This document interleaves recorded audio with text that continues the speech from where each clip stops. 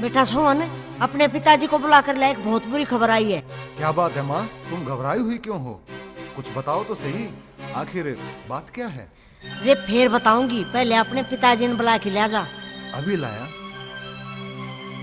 पिताजी जल्दी चलो, माँ बुला रही है, जरूरी काम है। तुम्हारी माँ ने बुलाया है? चलो। क्या बात है, तुम इतने उतावले क्यों हो रहे हो?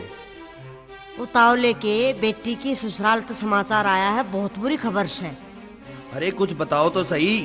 बेटी की ससुराल में भीषण अकाल पड़ा है और इसके ससुरे ने अपना सब कुछ गरीबा में बांट दिया, और तो और कर्ज लेकर भी गांव वालों को अपने अन्न और वस्त्र देते रहे।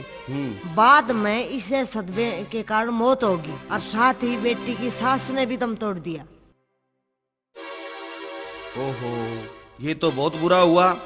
और सुनो, दामाद ने सब कुछ बेच के कर्ज उतार दिया, और बुरी हालत होने के कारण शीतला माँ के मंदिर में मांगकर पेट भरने लग रहा है। और ये बता करा क्या, यह खबर थी, और तो क्या बताऊं। ये तो और भी बुरा हुआ। वहाँ कोई है ही नहीं तो शोक प्रकट करने के लिए नहीं जा सकते। हमें जाने की जरूरत ही क्या है?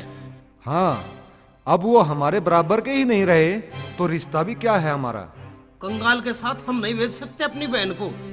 कहीं और विवाह कर देंगे। सोहन के पिताजी, क्या ये ठीक कह रहे हैं?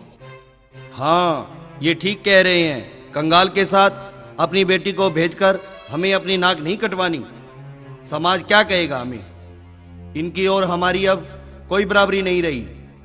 क्या जरूरत थी दानी बनने की, जो अपना सब कुछ गरीबों में लुटा दिया। अपनी औकात में क्यों नहीं रहे? तभी तो सदमे में प्राण ले लिए। मुझे तो पहले दिन से ही वो पसंद नहीं थे। तुमने ही वहाँ रिश्ता कराया था। क्या मेरी बेटी के लिए और लड़का ही नहीं मिला था तुमने?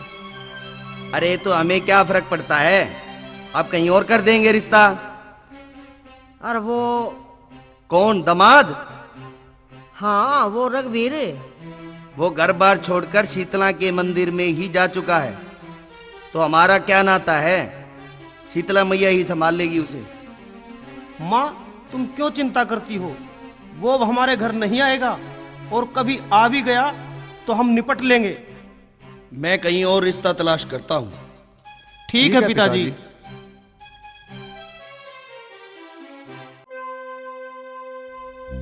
हे जगत माँ, ये क्या हो रहा है? अचानक क्या से क्या हो गया? माँ, मैं कैसी बदनसीब हूँ। क्या तेरी दुनिया में पतिव्रता के धर्म पर चलने वाली औरत के साथ ऐसा ही होता है? मेरे पति का क्या दोष है माँ? मेरे सास ससुर का क्या दोष था? उन्होंने दूसरों के लिए अपना सब कुछ त्याग दिया, यहाँ तक कि कर्ज लेकर भी गरीबों की सहायता की। माँ, वो दुखियों का दुख नहीं देख सके और भगवान को प्यारे हो गए। मेरे पति ने अपना धर्म नहीं छोड़ा, सब कुछ बेचकर पिता का कर्ज उतार दिया। अब तेरे द्वारे बैठकर अपना पेट पाल रहा है।